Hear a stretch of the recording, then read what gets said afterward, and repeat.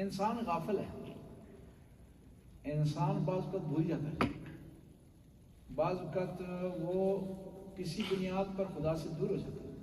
کچھ افراد معاشرے میں ہونے چاہیے جو اس کو یاد دلوائیں، ریمائنڈر دیں۔ انسان اتنا غافل ہے، دیکھیں نا اپنے کاموں کے لیے وہ ڈائری رکھتا ہے، الارم لگاتا ہے جاگنے کے لیے، نماز کے لیے، سحری کے لیے، یہ حتیٰ انسان جاگ رہا ہوتا ہے پھر بھی بعض کا الارم لگاتا ہے کہ بھول نہ جائیں۔ تو یہ ہے کہ معاشرے میں کچھ افراد ہونے چاہیے جو الارم کا کام کریں۔ اور خود امام حسین علیہ السلام جب مدینہ سے چلے تو آپ نے اپنے کربلا کی طرف جانے کے جو مقصد بیان کیے وہ امر بالمعروف کا، لم اخرج باطلا ولا ظالما ولا مفسدا انما خرجت طلب اصلاح فی امت جدی اريد الامر بالمعروف وانہی عن المنکر۔ امر بالمعروف کرنا جو ہے وہ بہت زیادہ معاشرے میں امپورٹنٹ ہے۔ اس کے کئی ذریعے ہو سکتے ہیں، میڈیا بھی آپ استعمال کر سکتے ہیں امر معروف کرنے کے لیے، زبانی آپ بتا سکتے ہیں، ٹھیک ہے، کسی اپنے رویے سے آپ بتا سکتے ہیں، طریقہ کار سے آپ بتا سکتے ہیں، لیکن یہ دیکھنا کہ امر بالمعروف آپ کا الٹا اثر نہ کرے، اگلا ضدی نہ ہو جائے اور اس کی عزت مجروح نہ ہو، اس کی توہین نہ ہو۔ دیکھیں نا، شریعت کا کام ہے لوگوں کو راستے پر لانا، اگر آپ کے کسی رویے کی وجہ سے راستے سے لانے کے بجائے وہ بھٹک رہا ہے تو پھر مناسب نہیں۔ کہتے ہیں کہ اس کو آدمی کسی مومن کے عیب اس کو تنہائی میں بتاتا ہے نا، اس کو سنوارتا ہے، لیکن لوگوں کو سامنے بتاتا ہے تو اس کو سنوارتا نہیں۔ کسی کا جو عیب آپ کسی کو بتاتے ہیں نا، اس کے کئی مقاصد ہیں، اپنی بڑائی دکھانے کے لیے بتا رہے ہیں، اس بیچارے کو ذلیل کرنے کے لیے بتا رہے ہیں، لوگوں کو ہنسانے کے لیے بتا رہے ہیں۔ ایک دفعہ آپ اصلاح کے لیے بتاتے ہیں، اصلاح کے لیے بتاتا ہے نا، اس لوگوں کے سامنے نہیں بتاتا، اونچی آواز میں نہیں بتاتا، وہ علیحدگی میں سے اب بتاتا ہے۔ اور پھر بعض اوقات یہ ہوتا ہے کہ آپ اشارے سے اگلا محسوس بھی نہ کریں، صحیح، تاکہ وہ پریشان نہ ہو، ٹینشن کا شکار نہ ہو، آپ اس کو اشارے سے بتا دیں یا علیحدگی سے بتا دیں تاکہ وہ اپنی اصلاح کر لیں۔ اور پھر اسی سورہ میں ارشاد ہوتا ہے کہ کس طرح انسان صبر و استقامت کر سکتا ہے مشکلات کے سامنے۔ صبر کرنا اتنا بڑا مقام ہے نا، خدا کہتا ہے ان اللہ مع الصابرین، خدا اپنی اس قوت کے ساتھ، اتنی بڑائی کے ساتھ، عظمت کے ساتھ کہتا ہے کہ میں صبر کرنے والوں کے ساتھ ہوں۔ اور خدا جس کے ساتھ ہو جائے اس کو کوئی شکست نہیں دے سکتا، اس کی زندگی میں شکست نہیں۔ اور پھر قرآن ارشاد ہوتا ہے وَاسْتَعِينُوا بِالصَّبْرِ وَالصَّلَاةِ، جب کوئی مشکل پیش آئے تو مدد حاصل کرو کس سے؟ صبر سے اور نماز سے۔ اور صبر کا مطلب یہ نہیں ہے کہ آپ ہاتھ پہ ہاتھ رکھ کر کے بیٹھ جائیں، صحیح، وہ امریکہ بمباری کر رہا ہے آپ صبر کر رہے ہیں، نہیں، آپ نے سارے وسائل عقل استعمال کرنی ہے، پھر اس کے بعد جو ہے جتنا ہو سکتا ہے میدان میں آپ نے کھڑے رہنا ہے، یہ سے صبر کہا جاتا ہے۔ اور حضرت ایوب کا صبر مشہور صبر کی مثال ہے، دیکھیں نا کتنی مشکلات آئیں، کتنے امتحانات آئے، اولاد چلے گئی، پیسے چلے گئے، بیماری آ گئی، ساری مشکلات میں ڈٹے رہے، کھڑے رہے، صبر کرتے رہے، آپ سے باہر نہیں ہوئے، خدا سے دور نہیں ہوئے۔ اور صبر کا کہنے کا مطلب یہ ہے کہ آپ مشکلات کے اندر بھی جو ہے نا خدا کو یاد کریں، خدا کے ساتھ رہیں، نماز آپ کی ترک نہ ہو، عبادتیں آپ کی ترک نہ ہو، مشکلات ہونے کے باوجود بھی آپ صبر کریں۔ السلام علیکم۔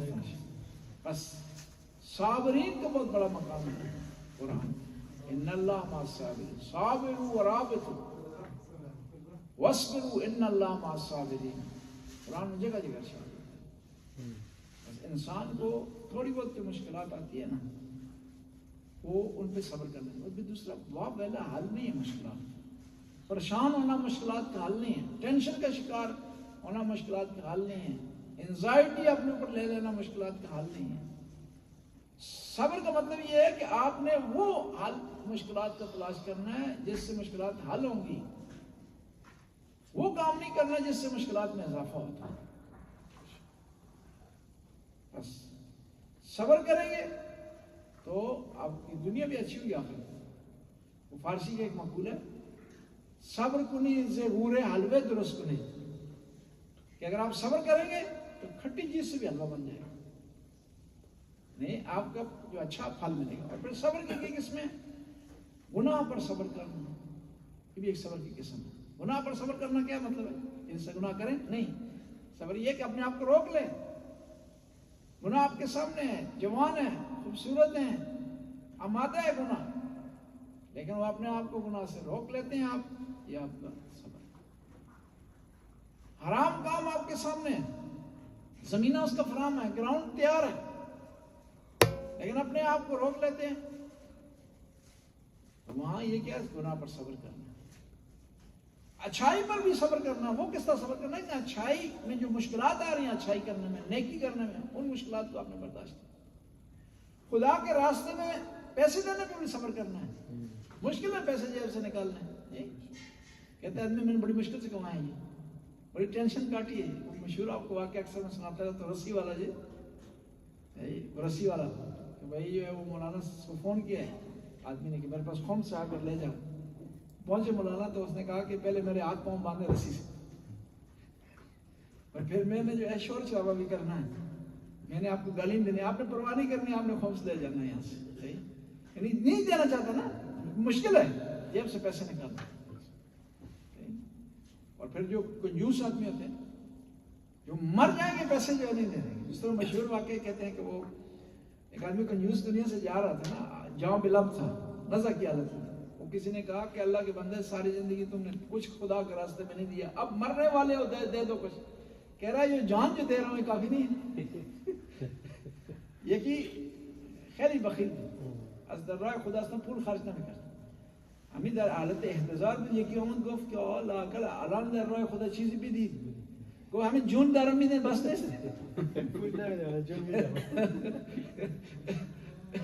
وہ جو ہے بعض تو لوگ کہتے ہیں جو نا جان دے دیں گے لیکن پیسے نہیں دیں گے خدا کے راستے میں، چمڑی جائے دمڑی نہ جائے، لیکن یہ ہے نا جو نیک بندے تھے خدا کے وہ پرواہ نہیں کرتے، پیسے تو دور کی بات ہے، وہ ہر جو چیز ان کی قیمتی ہوتی ہے نا خدا کے راستے میں، لن تنالوا البر حتی تنفقوا مما تحبون، کہ تم اس وقت تک کامیابی پہنچ نہیں سکتے۔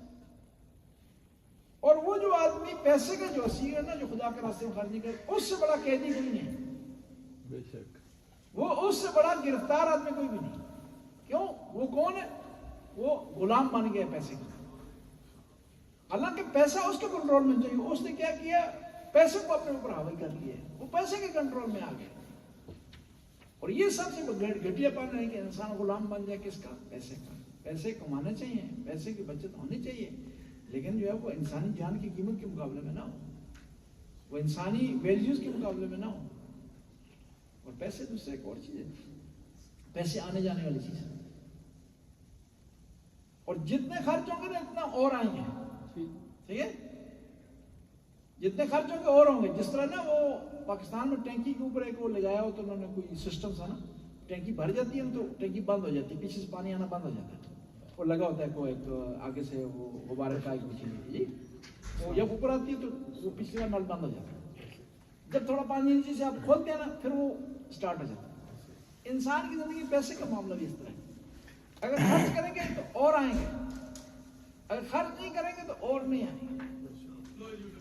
اور پھر دوسرا یہ ہے کہ اگر خرچ نہیں کریں گے نا حساب بھی دینا پڑے گا، خدا کے راستے میں خرچ کریں گے تو حساب کم دینا پڑے گا، کم حساب دینا پڑے گا۔ بس میں عرض کر رہا تھا کہ انسان کو چاہیے کہ استقامت اس کے اندر ہو اور صبر اس کے اندر ہو۔ بعض کو لوگ کہتے ہیں کہ ایران جو ہے وہ جنگ جیت رہا ہے کیوں؟ اس کے پاس اسلحہ ہے۔ میں کہتا نہیں، اس کے پاس افرادی قوت ہے۔ اسلحہ کے پاس ہو چلا نہ سکے، جگر نہ ہو چلانے کا، صحیح دل نہ ہو چلانے کا، پھر وہ اسلحہ آپ کو فائدہ نہیں دے سکتا۔ اسلحہ تو تب آپ کو فائدہ دے گا کہ آپ کے پاس آدمی ہوں جو اس کو چلا سکیں، وہ ٹینشن کی حالت میں چلا سکیں، اوپر دشمن کے جہاز اڑ رہے ہوں وہ غیر کے اندر سے فائر کر سکیں۔ بس یہ ضروری ہے کہ انسان کے اندر دل ہو، کیا کہتے ہیں نا فارسی میں کہتے ہیں جگر ہو، انسان پنجابی میں کہتے ہیں جگرا۔ اللہم صلی علی محمد یا اللہ